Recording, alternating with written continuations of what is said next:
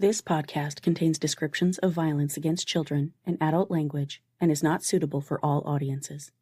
Listener discretion is advised.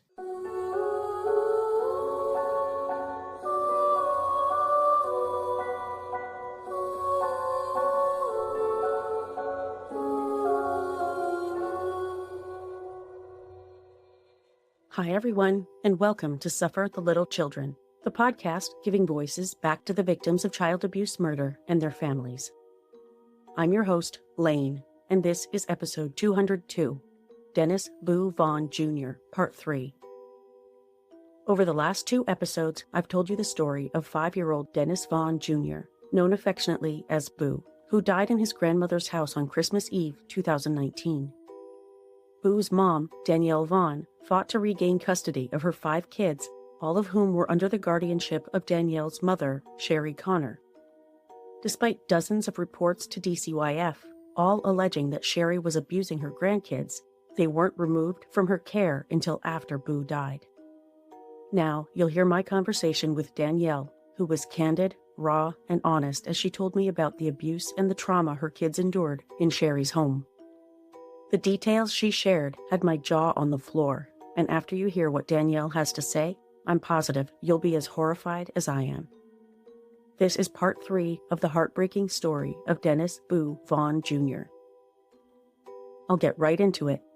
Here's my recent conversation with Danielle Vaughan. Sherry is scheduled for trial, is it next year? February? February 10th now. That's a good thing. Well, she's conned a bunch of people out of money and ended up getting a new lawyer, Mark 50. And this guy's the guy that represented Pamela Smart back in the day. So, well, it didn't get her far, so. Yeah, that's what I'm hoping. But for someone to take it on pretty much pro bono, I guess she only gave him $7,000. So, wow, that's pretty little considering the size I'm imagining this trial will be. Yes, and that's what the Belknap attorney was telling me, that pretty much that $7,000's gone already just because of how many conversations she has with him in jail. I bet, yeah. I can only imagine, but, that's the thing about Sherry is she somehow always can slide her way into getting whatever she wants. And that's what scares me about this trial and having to put my kids through everything. And yeah, they're going to have to testify, right? Yeah, so 2 of them are going to have to testify at Boo's trial because they were the eyewitnesses, and one of them will have to talk in his own trial. Each one of them are going to have their own trial. Jeez, okay. Yep, which is going to be hard because they're all domestic violence charges, so they have to have enough evidence.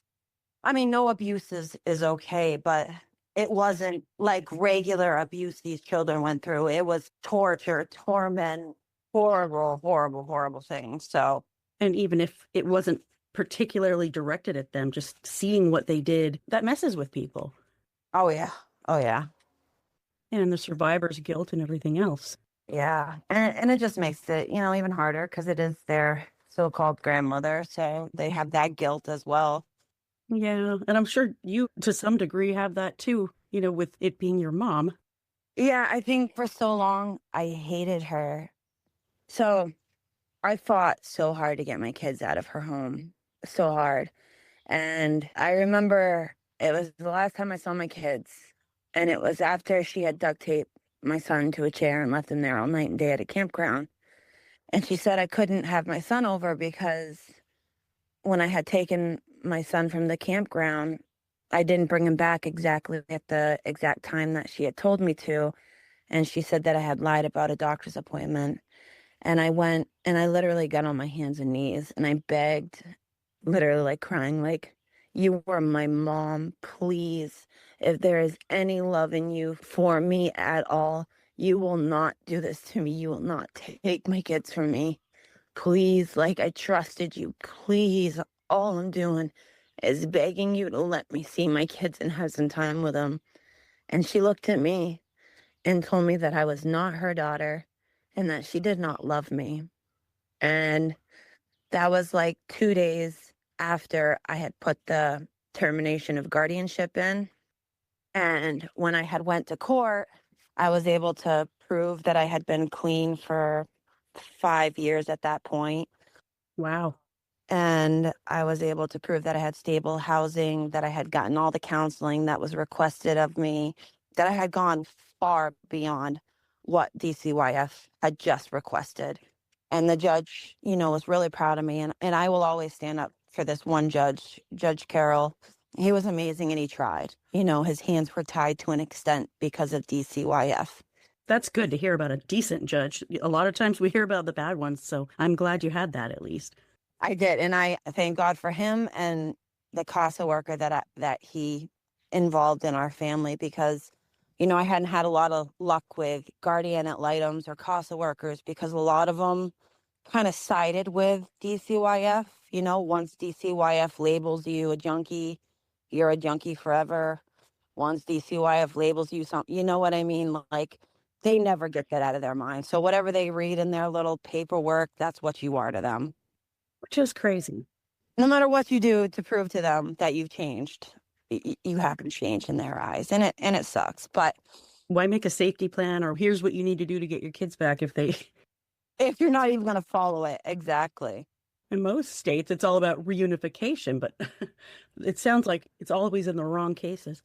It is. It sadly is. And then they put them in homes where they're more dangerous than they ever were in the homes that they were in originally. In some cases, I'll put that. But so I went to this court hearing and I was able to provide it.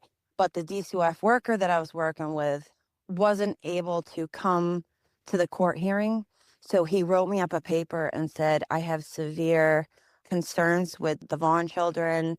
I believe that there is not only a safety risk to them, but the home is unsanitary. There's dog feces, human feces.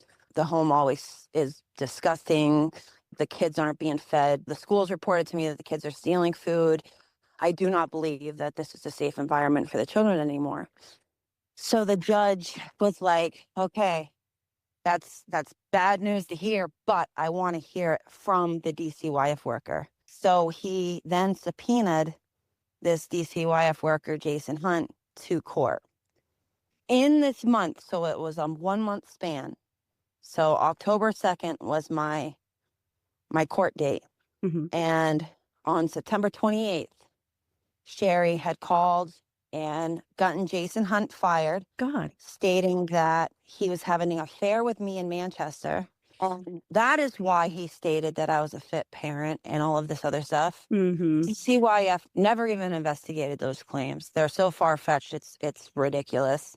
Jason lost his entire family, lost his job, lost everything, and I lost the only caseworker that did anything to try to get my kids out. That sucks for everyone, really. And I can see why you'd be worried that she'd get away with literal murder, but here's hoping that the prosecution is good enough to turn the screws on her, because I know people like that, not to the degree, of course, that you do, but they could talk anyone into anything. Yep. It's absolutely true. Yep. Someone's going to see through her. And, I think already they have. I hope so. Well, I was supposed to get my kids back that day on October 2nd. And she also, 2 days before that, when she got Jason fired, she made a claim that I molested my kids. So then, because of such a horrendous accusation, it needed to be investigated, which I was all for. I was like, I am an open book. Like, put me on a lie detector. I don't care what you have to do. You need to investigate this to the fullest, make sure it's accurate, and get my kids out of that home. I was all for it. No one ever once called me in 3 months. What? Never once called me to ask me any questions. All they did was CAC one of my children. One, okay? And my son said nothing. And they're like, well, we're closing the case out because he didn't say anything concerning.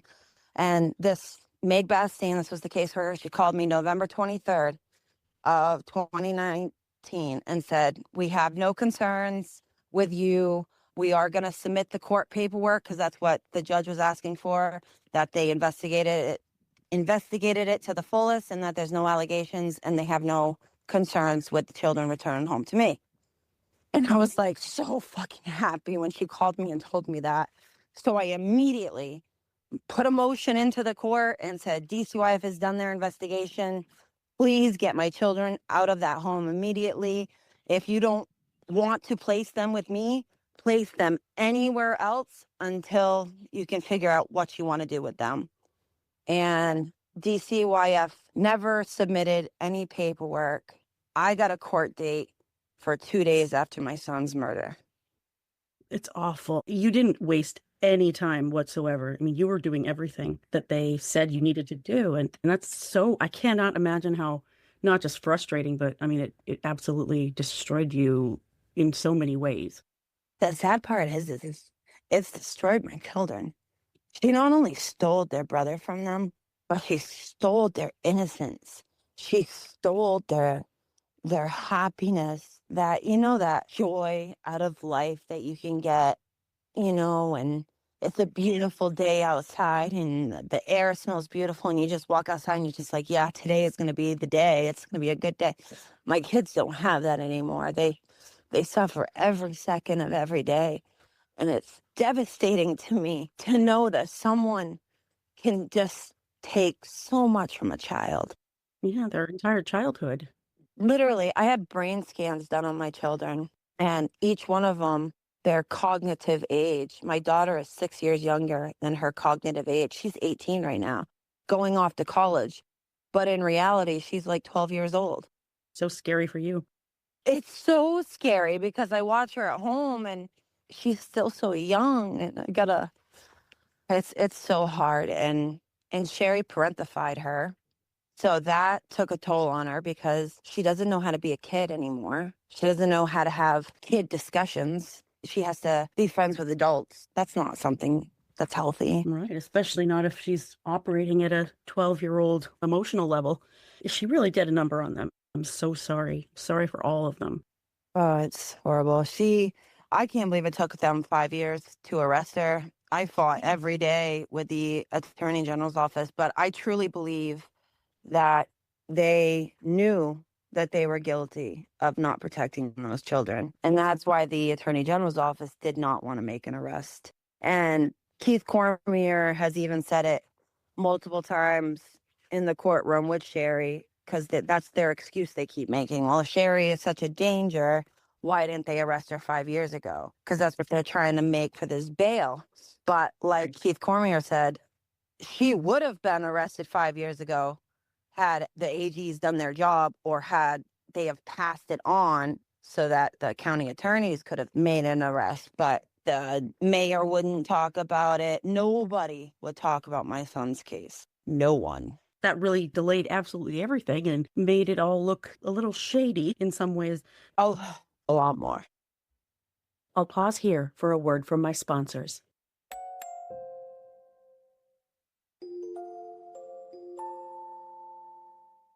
Well, I don't know if you're aware, but Sherry had spoken to the New Hampshire Bulletin. With her Facebook messages? Yes.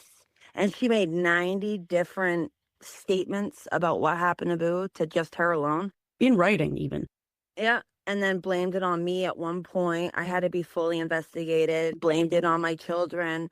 So, like I stated before, Sherry can never take any responsibility on any actions of her own. And that's how she's been her entire life. So I believe that her and this Mark guy, I think they're going to come at it with blaming my children.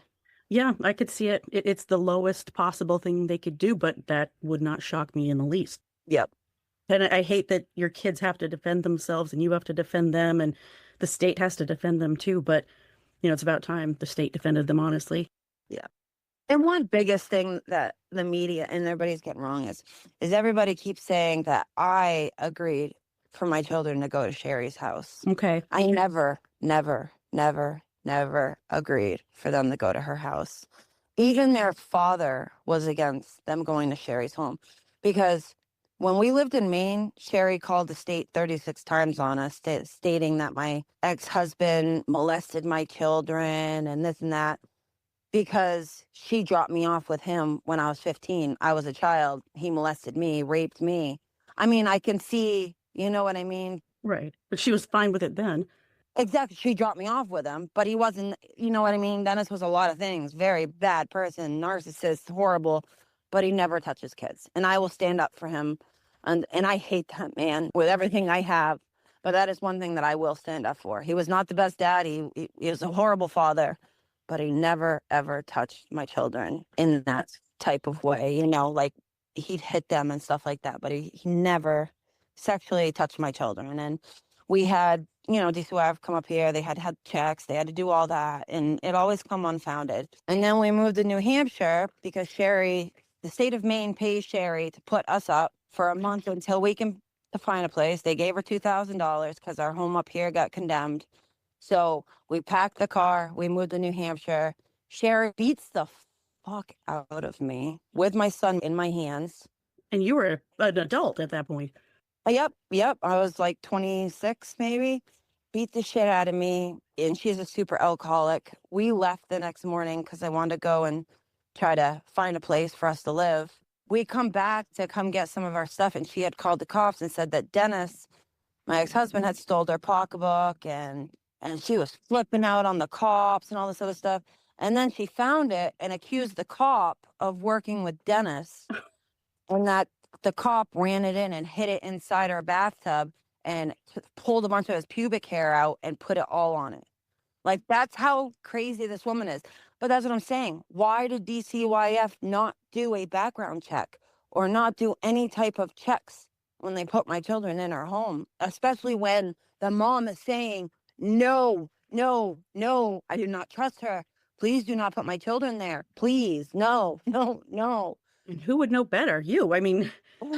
But they said that it's better. They told me that's what they use. They kept threatening me and saying, well, this is your only choice, Danielle, or we're going to split your kids up in different foster homes across the whole state of New Hampshire. So one was going to be in Berlin, one was going to be in Manchester, and one was going to be crazy places. And they couldn't even provide transportation for me to see my kids at that point. So how are they going to provide transportation when they're scattered across this state of New Hampshire? Mm-hmm. And that was the one thing I didn't want, was my kids to be separated. Of course. So DCYF and the judges like, you better investigate Sherry to the fullest. I want a home study done. I want a background check done. I want, he listed a bunch of stuff off. They lied to the judge, told the judge that they did the home study. And then when me and my attorney requested it, they said they lost it. When everything's electronic.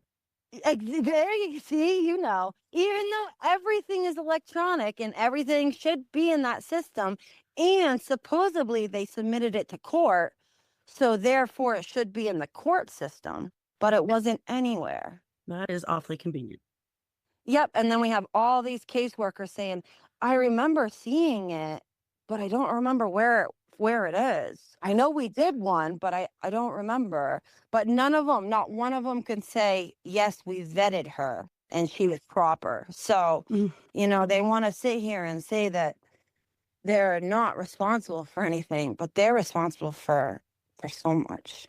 I don't know what the laws are there about government immunity, but it seems like they get away with so much in so many states because of it. Yep. It's ridiculous. I've seen only a few. In California, I know they prosecuted a few that I know of. Yep. But then in Illinois, I know one was actually convicted a couple of years ago, which was great to see. But if only more states would do that. Yep. Here, they're immune to it all. Every one of the workers that were on my children's case are all running the department now. They are all the highest up that they can be. That made me sick to my stomach to know that you guys did nothing to protect Harmony Montgomery, Elijah Lewis, and my son. And you all got promoted. Every fucking one of them. No, it seems to happen more often than not. Yep. Well, you think that's bad. My children, so when they were taken from Sherry's, they still refused to give them to me, even though they had given me. So I was a fit enough parent to have one of my children, and I had a young daughter. She was only like 6 months old. So I was fit enough to have those children, but I wasn't fit enough to have my other children. That's the part I don't get. Yeah, and then Boo is murdered, and they still don't give me my kids. I have to go through a full Bill F hearing to prove that I'm a fit parent to get my kids back. And the judge put something in there that he's never put in anybody's paperwork. He said, Danielle's a very fit parent. Return her children to her immediately. DCYF fought it. They refused to give me my children. They tried to bring it to the Superior Court to go over Judge Carroll's verdict. And the Superior Court went against them and went for me and said, enough is enough. Return her children to her immediately. But it took multiple lawyers and cops and everything for me to actually get my children because DCYF didn't want to follow the court order. No, they had their heels dug in. They were not going to admit any fault whatsoever, to the detriment of you, your kids, and so many people. Yep. And then I had them at my house 3 times a week for a year after my son's death. Wow. And not to mention, they put youth villages in my house. Oh my God, this guy comes in my house, searched my house, searched every one of my drawers, like every one of my rooms, made us put cameras up through the whole house because Sherry said that my boys were molesting each other. So I had to put cameras up through my entire house to make sure that the boys weren't molesting each other and that they weren't molesting my youngest children. And then they made me put alarms on my doors so that my kids didn't leave the house without me knowing. Like, the things that they made me do was insane. And I had to fill out this plan every week of what my children wouldn't do and what I would make sure that I supervised them doing. And it was insane. And then getting them into therapy, DCYF would make me sign a release. And then they would call the therapist and get everything that my children were saying and then come back to my kids and be like, oh, why'd you say this about Sherry? Oh, why'd you say this? And like bully them when they're trying to get the help they need. So then my kids shut up and didn't want to talk to therapists. Of course. Destroyed their trust. Yep. And I could go on for days about the stuff DCYF has done. They deserve to be called out, honestly. They do. Are they still doing these things? Are they demanding the therapist notes and stuff now, or? No, when I finished my Bill F hearing in January of 2021, they were out of my life completely. And the only time they actually tried to come back into my life, but my lawyer put a stop to it, was when my son went to his therapist and was talking about some sexual things that Sherry had done to him. And they called and made a report, and they came right out to my house and tried pulling some shit, saying that it was me that doing it to him. And jeez, it was ridiculous. Yeah. So my attorney put a stop right to it. And good. Yeah, we got a better therapist. That sucks. It really does. I hope that they're doing at least better than they were. I know it's hard to say they're doing great, but little by little, it takes time. It's going to take time. Of course. Yeah. I think Sherry getting arrested caused them a lot of comfort. Good. Because I think it helped them feel more safe, to be honest. The boogeyman's not out there. They wouldn't even go outside by themselves. Like, they couldn't even walk to the bus stop by themselves. And then the second Sherry was arrested, they were outside, they were playing, they were happy. It was just so nice to see. I can't imagine the threats she made. And I mean, the huge claims she made that, of course, they're going to believe their kids. Yep. You could have said she would do absolutely anything and they would have believed it. Well, and that's the most messed up part is why in the fuck did DCYF place my children in a hotel with Sherry after my son was murdered? Unreal. Why did they allow Sherry to brainwash my children and tell them that she was going to murder them just like she did their brother? And if they open their mouth, they better watch out because she's going to make sure that they never see their mother again, that I'll be 6 feet under, like, wow. The crazy stuff that she said to them. And the DCYF worker was standing right there and heard it all and put it in notes, but didn't put a stop to it. Really? Yeah. Is she charged with witness tampering or anything? I don't remember. Yes, she is. I think she has 6 counts of witness tampering. Good. Okay. What these type of people can get people to believe is crazy to begin with, but then when it's kids, you can get them to believe anything. My kids believed that pork chops would make them see through walls. I mean, yeah, it's crazy. Time for another quick sponsor break.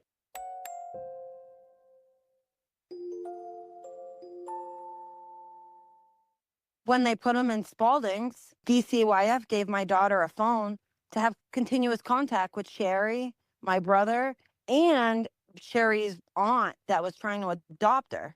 And then they're telling me that my kids have a no contact order against Sherry, but they're allowing my daughter to talk to Sherry, and they're allowing my son to talk to Dylan and try to get in contact with Sherry and visits with Sherry. okay, at Spalding. They're allowing visits and everything. A no contact order with visitation. Yep. But then DCYF comes to my house and rips my house apart, saying that I'm hiding Sherry in my basement, that I'm hiding that fucking murderer in my home. That's so cold and callous of them, but it's the most calculated thing. They're trying to keep themselves out of trouble by ruining your life.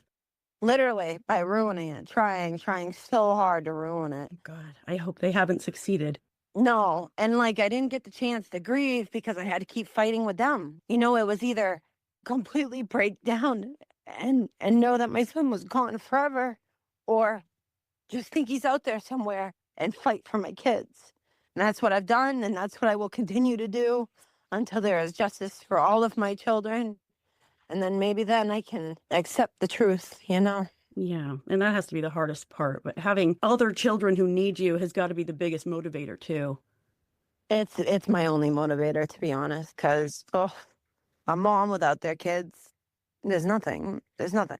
You know, you don't want to live without your babies. No, no. And yeah, I get it that you'd want to just kind of hang on to whatever you can at the moment. And I can't say anything against that. Just whatever it takes you to get through this whole process. And I really hope they don't delay the trial any further. Oh, I think they're going to. I think that's Sherry's tactic. Oh, of course. What I think it is they're going to make it a year that she sits in jail, and then they're going to go for bail, and they're going to try to play that. And I know Sherry because when I was a kid and she almost lost us to DCYF, we took off to South Carolina, and then she got into crack and cocaine really bad in South Carolina and owed a bunch of bad people money, and they tried to break in our house and did some crazy stuff. We got on a plane that night and left. We lived in Maine. She ended up getting in trouble for cocaine and a bunch of other stuff. She took a bunch of people down, and then she took off to New Hampshire. So this is this woman's tactic. Then she got in trouble in Maine for selling steroids to some cops, and she ratted and took off to Florida.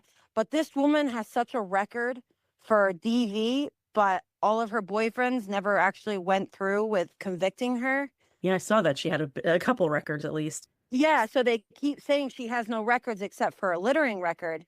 But if you actually see her records, it's like 5 pages of domestic violence. Right. The accusations. And a lot of those don't get followed up on because the person is terrified, which I don't doubt the boyfriends were. Yep. Oh, I've had a couple of them reach out to me and be like, I'll talk now. I'll talk now. Why didn't you talk then? If only they could testify. Yep. If they could be state's witnesses, that would be nice. That would be nice. Just to give a picture of who she really is. But I think if they're putting you on the stand, then you should have a good opportunity to share that information. Oh, yeah. She's a bad person. I could definitely give some details. But DCYF needs to be abolished in New Hampshire, and I hope that something changes. But I just saw Harmony Montgomery's mother win a lawsuit. Good for her. And that's another thing. I settled the lawsuit because they wanted to put my children through a bunch of stuff. And my kids don't need to be put through any more of that shit. They wanted to put them through doctors, and they were calling them liars. And I had a deposition, and the deposition that they gave me, like the questions they asked me were fucking heartbreaking. And I couldn't picture putting my children through any more bullshit. You know, it's bad enough they have to go through the trial and face their abuser and their grandmother. And is there any way that they could be separated visually? I think in Canada I've seen that happen, but I don't know about here. yeah, well, I know that the team that we have is amazing, and he's willing to like stand in front of Sherry so that they don't see her. He just needs them to be able to point her out once. So okay, hopefully, you know, they will be able to block her and make it as comfortable as possible. Any court should want to avoid traumatizing kids as much as they can, even if they have to testify, which I get why they would. Yeah, that's the sad part. And that's the thing. Like, I've had a lot of people reaching out to me since the lawsuit thing got leaked. And I think my attorney ended up leaking it, or Harmony's mother there. But like I said, I settled so that I didn't have to put my kids through anything. And all that money went to them in trust so that they're able to get the help that they need. That's amazing. And that was the most important thing to me. I will say this until I die. I could never take $1 of the state's money. because it still kills me knowing that my kids have blood money in their accounts, but I know that they need it for their therapy because they are going to need it for the rest of their life. It's at least what the state owes them, honestly. But it's blood money. Like, could you have someone come up to you and say, this is all your son is worth? This is it. This is all we're willing to pay you for not listening to you or anybody else that called and reported the abuse your kids were going through. There's just no dollar amount you could put on it. But, a lot of parents that I've talked to have said it's not about the money. Of course it's not. But it holds DCF in some way accountable. But it doesn't, because you know what the fucking settlement agreement says in bold fucking letters? This does not hold us accountable. So what was the fucking sense of doing all of that and going through everything that I went through? What was the sense? Because you're not admitting guilt. All you're doing is writing me a check saying, this is all your son was worth. This is all our failures were worth. Here you go. See you later. We're not responsible. Have a great life.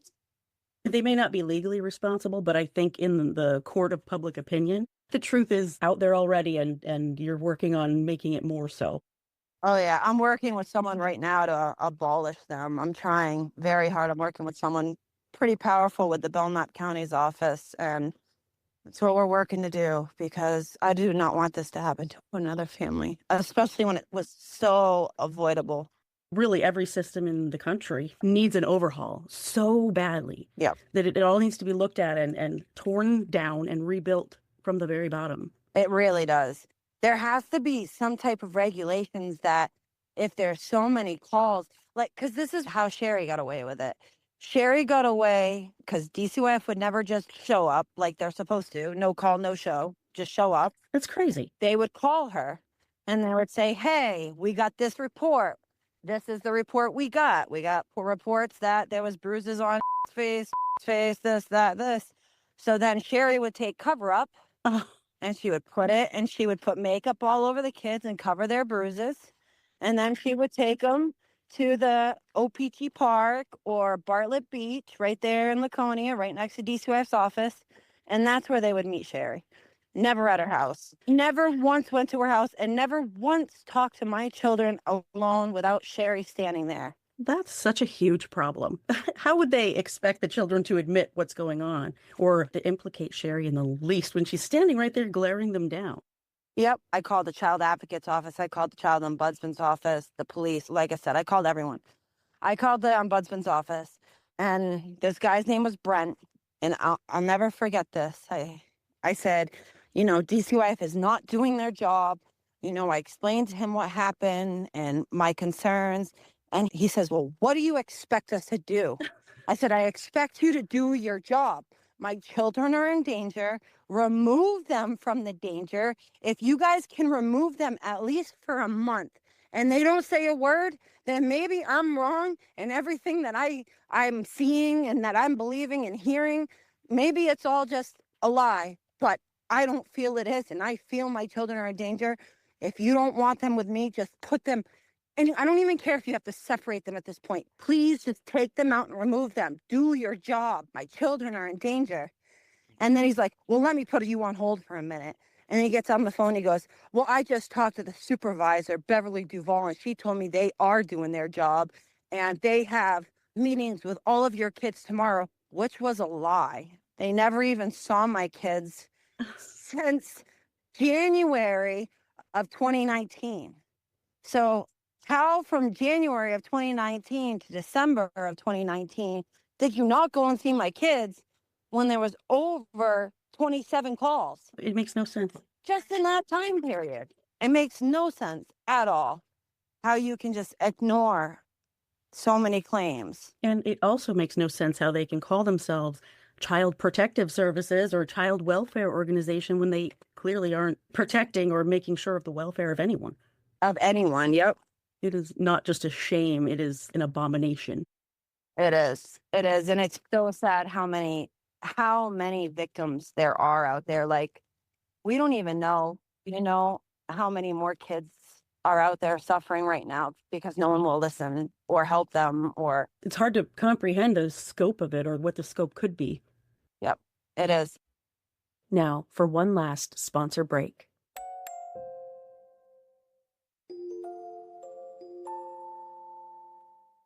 And I remember calling the school trying to find out how my kids were and if they were okay.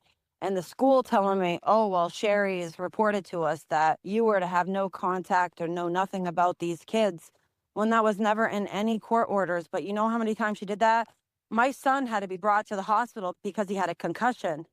And when we got there, he had handcuffs, he had bruises. I mean, I have 90 photographs from this hospital, and he was covered in bruises and handcuffs.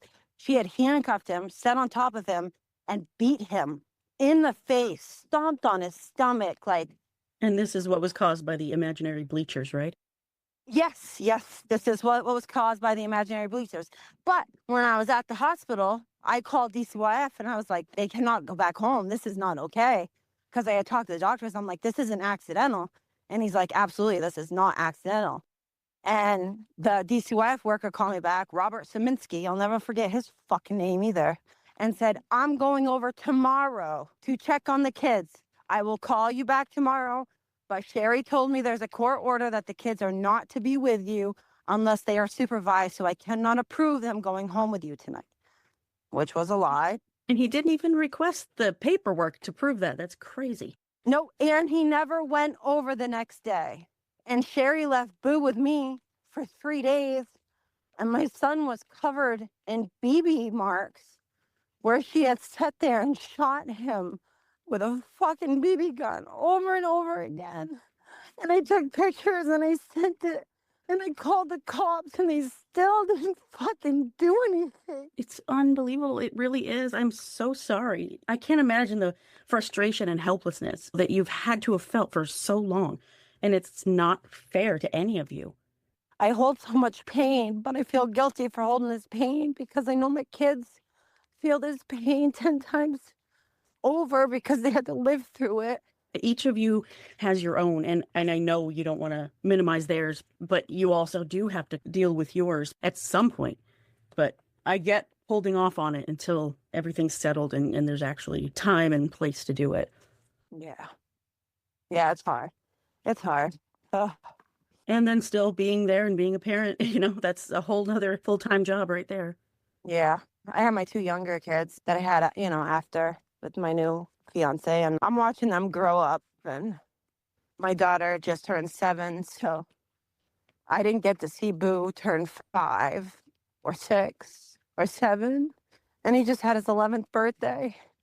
And I just picture what he would look like right now and who he would be and what he would have become. And I hate that she robbed it from him. And in such a brutal way, like, she could have saved him. She could have saved him. All she would have had to do was bring him to the hospital. My baby would be here today. No, she valued being out of jail more than she valued. That's what I can't comprehend. Like, she would have done less time bringing him and saving him instead of watching him suffer all night and die. Like, she knew. She fucking knew.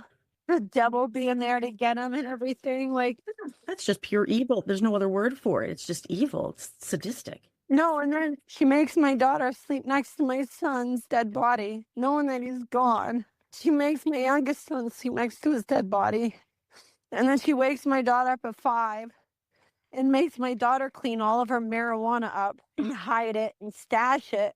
Why? Why, if you didn't know my son was gone, would you be cleaning all your marijuana and all your drugs up? Why?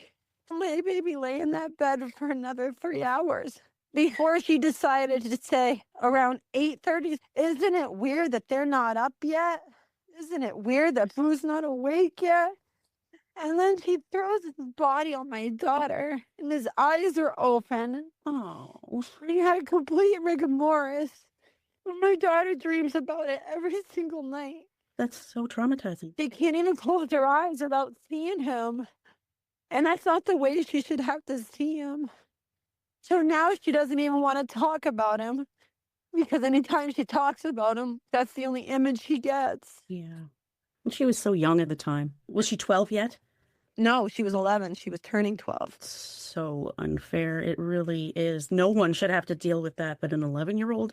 And then for Sherry to throw his body, like, who the fuck does that? And then pry his mouth open with a fork to give him CPR. Like, Oh, God. he was already gone. And she knew that. And she still played this bullshit like, oh, what do I do? I'm a grieving grandmother. Well, I'm glad she played the part poorly because she's being called out now. Thank God. Ugh. It took long enough, but I'm so glad that she's sitting where she belongs at the moment. Oh, me too. But there's so many people that still are backing her up, and it's absolutely disgusting. They really need to hear this. They need to hear these stories about her. I can tell. You are telling the absolute truth. You haven't rehearsed any of these things. You haven't made them up and you're not struggling to remember. It's just your pain in your soul and you're pouring it out. They need to hear that. I don't understand how people can believe the words out of her mouth. She's just glib like a used car salesman. Yeah. Yeah. Well, and I read like these Facebook posts and everything, and I know I fucked up. I know that I'm guilty. I know that I failed my children, and I know that I will live with that for the rest of my life. Like, I don't wake up happy every day. I wake up knowing that I failed my children, and everybody that wants to remind me of that, like, I know that. I know I failed them miserably, and I will forever pay for that. But I love my children more than anything in this world, and never once in my life did I ever think Sherry was capable of doing what she did. Never. I know that she has her mean bones, but never did I think she was capable of doing what she really did. Oh, and she did a lot leading up to it that you couldn't have anticipated that either. I know you feel like you failed your children. I know how that regret feels, and it's going to be nearly impossible to let go. But at some point, I do hope that when you're able to focus on healing for yourself, that you're able to find someone who can help you work through all those feelings, because you may have made mistakes. We all have, but it was not you who failed them. It was Sherry. It was the state. You had issues. You had a disease that is documented that it's very difficult to get out of that. And you were so young when it started. It's not like it was even your decision. Yeah. So I know it's not like, okay, you said that, I feel better now. I get it. But I really do hope that at some point you can start to let go of those feelings of guilt. Yeah. Yeah, I know. You've got so many steps ahead of you, is the whole thing with the court and everything else, and helping your kids through what they're still dealing with. And you are a superhero carrying all this weight on your shoulders. Trying. It's hard some days, I'll tell you that. You have a lot to carry with the kids alone and then everything else on top of it. So, I give you a whole lot of credit, and I think everybody else will too. And I think we'll all be able to see how much you do love your kids. There's no question you tried to fight for them. You fought tooth and nail for them, and the state just fought you back, and that was the problem. Yeah. Yeah, I was. Very much so. I'm more than happy to call them out on that, and even though they're quote unquote not responsible, Yeah. they totally are. They are. They're responsible for a lot. Yeah. Legally, okay, fine, maybe not. But that doesn't mean that morally they're not. Try and argue me on that. Yeah. I wish I could blast every one of those caseworkers, and I wish that when they show up at people's door, they'll be like, no, you're responsible for Boo's death. I don't want you as my caseworker. Bye. Right. Send a new one. I'll see you later. If only. Yeah. Yeah, for real. But no, God forbid if you shut the door in their face, they come back with cops ready to take your kids. Well, exactly. The wrong people losing their kids and the wrong people keeping them. Exactly. Sadly. Yeah. Yep. I'm so sorry you've had to go through this. I really am. And your kids. And I just, I want to hug every single last one of you. You guys deserve so much happiness. And I really, really hope that at some point you'll be able to find it. Thank you. I just hope if she gets arrested, that'll be a big part of our moving on with happiness. Yes, a conviction would do everyone wonders. And a sentence, life in prison would be great. Oh, that would be amazing. I don't know how much she's actually facing, but she deserves the longest possible punishment, because I can't see how this would be anything other than first-degree murder. I wish. If the AG's office would have done their job, it should have been homicide, first-degree murder, but yeah, right. They didn't want to play it. Oh, and just so you know, It took 1 month after I settled for them to arrest Sherry. Wow. So that tells you everything. Not even 3 weeks. 3 weeks after I settled, they arrested Sherry. So if that doesn't tell you how crooked the fucking system is, Yeah. that right there. Okay. We'll do something about it now. Yeah. Yep. That's what they did. The AG is like, oh, you settled? Here you go. The county attorneys can have it now. Yeah. Make your charge. Yep. Yeah. That's awful. But at least they were making it obvious. So in a sense, that was what I've been fighting for 5 years. So that made everything kind of worth it a little more. And also you've been able to basically lay everything out and tell the world who she really is. And here's hoping that the jury will see it, because she can play all the alligator tears and everything else that she wants to. But when it comes down to it, what she did is right there in front of their faces. Oh, I hope so.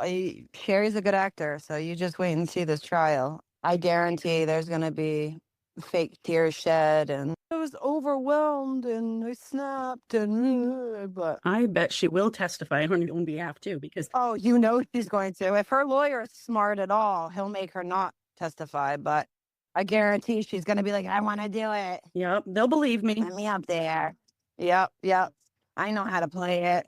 I hope so. Yeah, I think people are smarter than that. Maybe not when you're faced with it one-on-one and, okay, I believe her. Sure, I could see that. But at the end of the day, when she's in front of the jury and trying to tell this sob story, but your son is not here, there's really no getting around that.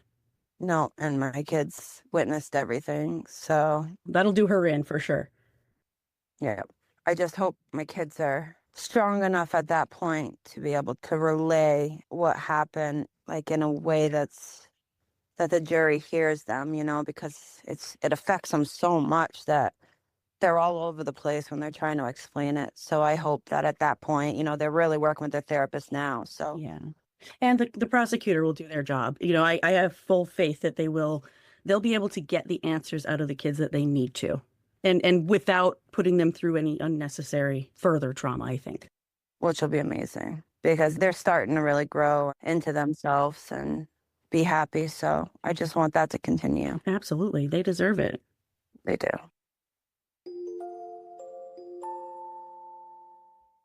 It was an honor to help Danielle tell Boo's story.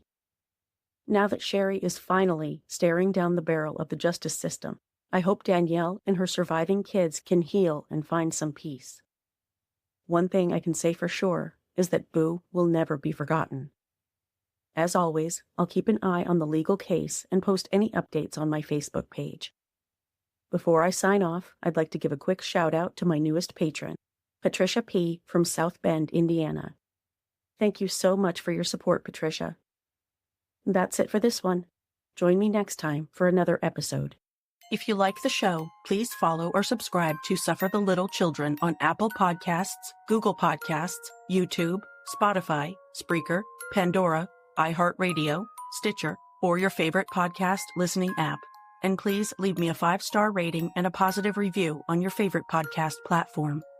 Visit the website at sufferthelittlechildrenpod.com. You can support the show by visiting patreon.com/stlcpod, where you can become a patron for rewards ranging from a shout-out by name on the show to exclusive gifts. You can also support the show at ko-fi.com/stlcpod. Follow the podcast on Facebook and Instagram at Suffer the Little Children Pod and on TikTok at stlcpod. View photos related to today's episode on Facebook. This podcast is researched, written, hosted, edited, and produced by Lane. Intro theme music is by Dream Note Music, and all music for the show is licensed from audiojungle.net. For more information about preventing or reporting child abuse, visit childhelp.org or call your area's child abuse hotline. And remember, if you see something, say something.